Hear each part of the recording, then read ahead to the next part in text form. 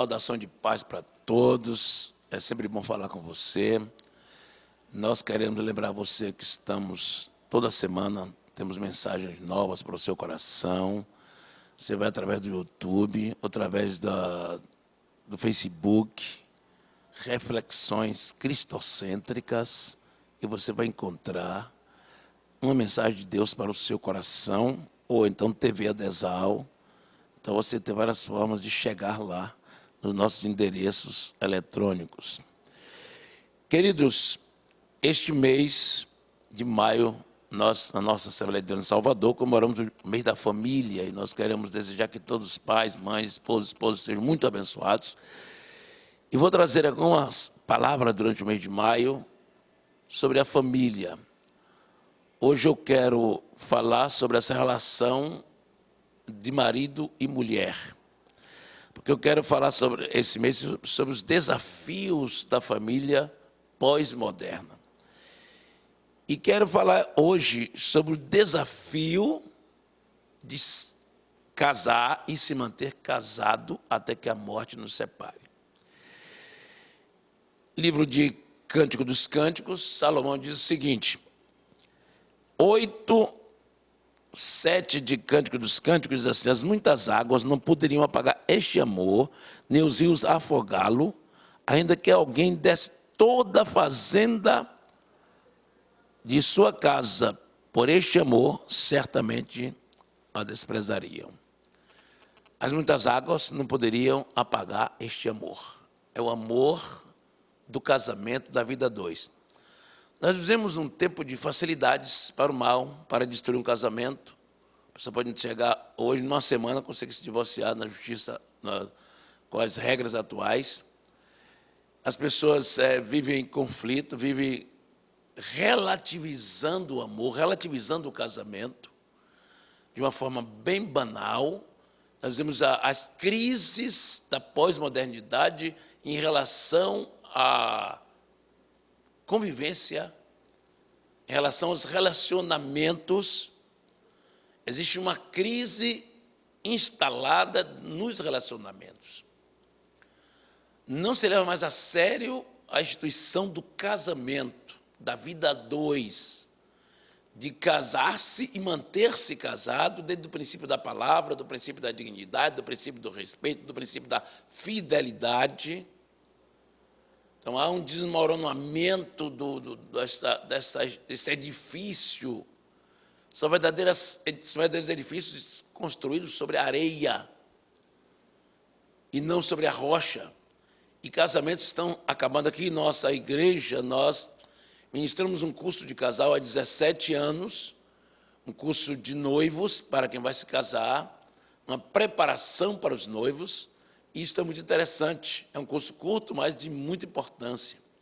Nós gostaríamos que cada pessoa se treinasse antes de casar, porque muitos casamentos são destruídos porque as pessoas não se preparam para casar. As pessoas não conhecem os mistérios da vida a dois, e os jovens vão se casar totalmente desprevenidos, despreparados, desinformados, do conhecimento, como conhecer melhor uma mulher, como conhecer melhor o homem, as diferenças fundamentais, tantas coisas que tem para se conhecer.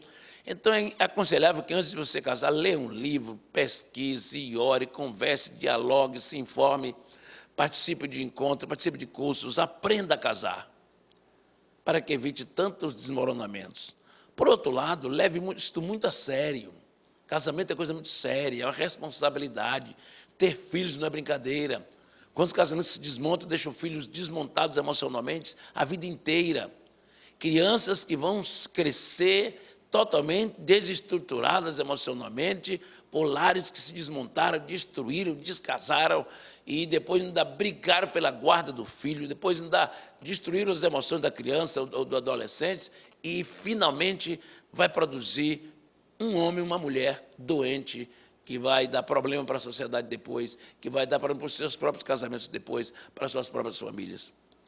Então, uma série de coisas que causam hoje os grandes conflitos na família, o despreparo, a não ter buscado a vontade de Deus, a falta de oração, a falta de vigilância, muitas coisas que acontecem nas origens, na história de cada um dos componentes.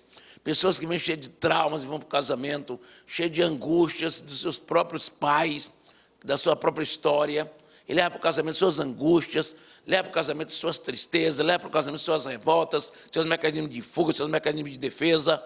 Leva tudo isso para o casamento. Resultado, casamentos maus, casamentos que não vão a lugar nenhum, ou vão ao fracasso, principalmente vão ao fracasso. Porque é mais uma causa, que é a causa desse despreparo interior, emocional, não é despreparo teórico, mas despreparo vivencial, existencial, que são os traumas, as angústias que as pessoas têm na sua história e não foram tratadas, não ressignificaram isso, não usaram da sua subjetividade para encontrar caminhos de saída, caminhos de equilíbrio, e vão para o casamento. E acaba tendo problemas seríssimos. Eu sou conselheiro matrimonial, estou sempre com gente no meu gabinete, precisando de uma palavra, de uma ajuda. Gente que está vivendo crise a partir de pequenos detalhes. Muitas coisas começam nos pequenos detalhes. Da falta de consideração com o outro, da falta de compreensão com o outro, da falta de conhecer a maneira de ser do outro, também pode gerar muitos conflitos, muita destruição de casamento. Então, o que eu quero chamar a sua atenção hoje, para se manter uma relação matrimonial saudável, é preciso que os dois estejam saudáveis emocionalmente e espiritualmente. Primeira razão passa por aí. Em seguida vem como você constrói essa relação. Que tipo de valor você dá ao seu casamento e como você constrói essa relação. O diálogo, não é? Conversar, abrir o jogo, ser sincero, falar a verdade e ver na verdade. Uma comunicação saudável, sem ruídos, pronto para ouvir, tardio para falar, tardio para se irar. É ouvir, compreender para depois falar. Uma comunicação saudável é um passo importante para uma vida dois saudável. Uma vida interior saudável primeiro, para depois a comunicação. Vida interior saudável. Se não tem, cuide, se cure, se cuide para depois casar. Ou se casou assim, se cuide para melhorar o casamento.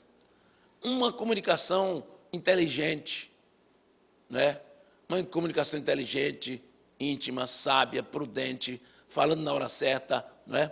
Desenvolver um processo de compreensão mútua e aceitação do outro como ele é, que esse é um processo crescente na relação a dois.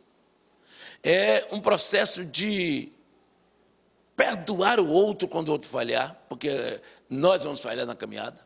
Ninguém vive sem ter um dia de conflito, um dia de um desencontro, um dia de um desencanto também.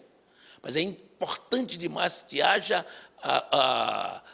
o ministério, a palavra da reconciliação, do perdão. É fundamental numa relação familiar que o perdão se estabeleça como regra. A gente errou, confessa, deixa, pede perdão, perdoa, não guarde mágoa, não guarde ressentimento, não deixe que essa mágoa, esse ressentimento fique acumulado, guardado aí por muito e muito tempo. A Bíblia diz, não deixe o sol se pôr sobre a vossa ira, é um princípio da palavra. É preciso perdoar antes de terminar o dia, antes de dormir. Não pode deixar para depois, porque ressentimentos históricos matam as pessoas, arrebentam com as pessoas. Casamentos em crise geram pessoas deprimidas, pessoas doentes emocionalmente, pessoas com problemas diversos, até esquizofrenia, até determinadas coisas gravíssimas, depressões graves estão acontecendo com pessoas que vivem em conflito constante. Tem problemas diversos quando a pessoa não vive em paz. Você perde proteção orgânica, você passa a ter problemas imunológicos quando vive em conflito. Então, resolva isso. Perdão, reconciliação. Construa uma história de amor com o seu marido, com a sua esposa, em paz. Trabalhe melhor sua natureza, sua vontade, seus desejos carnais, sua vontade de contenda, de responder, de reclamar, de murmurar. Para de murmurar, pelo amor de Deus. Viva em paz no lar, em paz na sua família. Construa uma relação de amizade, de respeito um com o outro, porque por aí passa uma vida longa no matrimônio, uma vida longa no amor. Passa por um diálogo constante, contínuo, permanente, um respeito. Passa por compreender os contextos do outro. A vida passa, a velhice chega, as adversidades vêm, problemas de saúde. É preciso que esse entendimento seja mútuo, porque a vida vai passar para os dois. E nas idades posteriores, nas idades de média a terceira idade, as pessoas vão ter mais dificuldades, as pessoas vão ter mais problemas de saúde, e é preciso que esta vida a dois seja uma compreensão contínua do outro, entendendo os contextos, as situações, os problemas, as faixas etárias da vida, as estações da vida. Preciso que se viva junto e que tire proveito de cada momento da vida, de cada estação, de cada fase do relacionamento. Tire proveito, faça o seu melhor, seja o melhor marido que você puder, a melhor esposa, o melhor pai, o melhor filho. Seja melhor do que você. Esse é um grande segredo para estar bem. Eu preciso ser melhor do que eu. Porque eu hoje estou com problemas, amanhã eu posso ser melhor. Amanhã eu posso ter problemas, depois eu vou ser melhor do que hoje, do que ontem. A vida é essa construção, eu me esforçando para melhorar, minha esposa também. Você que é marido, você que é esposa, você que vai casar, se prepare para casar. Se prepare para ter uma vida equilibrada, sabendo que o casamento tem muitos desafios. O outro é diferente de você, o outro tem dificuldades, o outro pensa diferente de você, o outro é outra pessoa, não vai pensar exatamente como você pensa. Então a vida a dois é entender que o outro é outro, e que esse outro é muito diferente de você. E lidar com essas diferenças é um ato de sabedoria. A longevidade do casamento e da vida não pode nos levar a ser loucos, mas a ser sábios. E a sabedoria é uma construção de vida, que a gente chega num ponto. O salmista diz no Salmo 90, ensina-nos a contar nossos dias, e da forma que encontramos corações sábios. Eu preciso aprender a ser sábio no decorrer da minha caminhada.